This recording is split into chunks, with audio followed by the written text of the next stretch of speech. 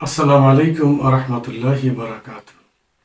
আজকে আমার আলোচ্য বিষয় হচ্ছে রাজনীতির শেষ ফল, বুকে ব্যথা চোখে জল।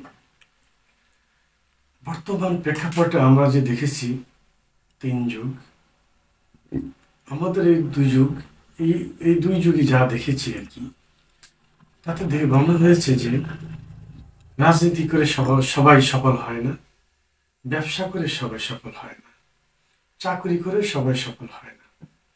কিন্তু রাজনীতির মাঠে অনেক লোক অনেক মূল্যবান কর্ম ছেড়ে, মূল্যবান ব্যবসা চাকরি ছেড়ে, বিদেশ ছেড়ে বাংলাদেশে এসে রাজনীতি ঢুকে গিয়েছিল। আজকে তাদের পরিণতি অত্যন্ত করুণ, অত্যন্ত দিশেহারা মানুষের মতো। কারণ ব্যবসা, যখন আপনি জীবনে ব্যবসা শিখেছেন, এটার প্রতি আপনার যে একটা বিশেষজ্ঞতা থাকবে, এটা নতুন কিছু একটা করতে গিয়ে আপনি এটা পাবেন না। দ্বিতীয় কথা হলো, চাকরি করতে গিয়ে যে একটা আপনার মস্তিষ্কে যে বিষয়টা ঢুকে যাবে, যদি নতুনভাবে আপনি রাজনীতিতে আসেন, আপনি এটা বুঝবেন না। ব্যবসা থেকে আসলে আপনি বুঝবেন না। বিদেশ ছিলেন, টাকা হয়েছে, চলে আসছেন, চেয়ারম্যান মেম্বার ইলেকশন করবেন, এমপি হবেন, মন্ত্রী হবেন, বড় নেতৃত্ব দিবেন, নেতা হবেন, সভাপতি হবেন, সেক্রেটারি হবেন।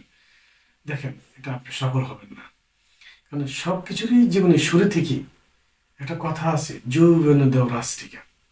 আপনি আপনার জীবনের শুরু থেকে যৌবনে যেটা শিখবেন, সেটা যে কর্মে হোক, পেশায় হোক, সেটাই হলো আপনার জন্য শ্রেয়, উত্তম উত্তম কর্ম। আপনি এটা ছেড়ে যদি অন্যের দেখা দেখি যদি আপনি এই রাজনীতি চলে আসেন, আপনি সফল হতে পারবেন না। কারণ আপনি শুরু থেকে অনেক কূটকৌশল, চক্ষু লজ্জা, অনেক ত্যাগ, অনেক কিছু আপনাকে শিখে আসতে হবে। রাজনীতি আপনি আপনি রাজনীতিবিদ হতে পারবেন না।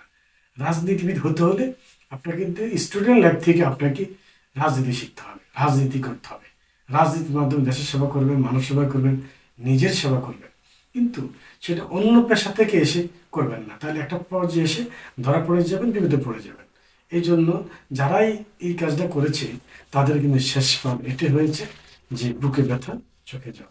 সাবধান, অযথায় রাজনীতিতে যাবেন না, কারণ সবাই হইতে পারে না, সবার যোগ্যতা থাকে না। আল্লাহ হাফেজ।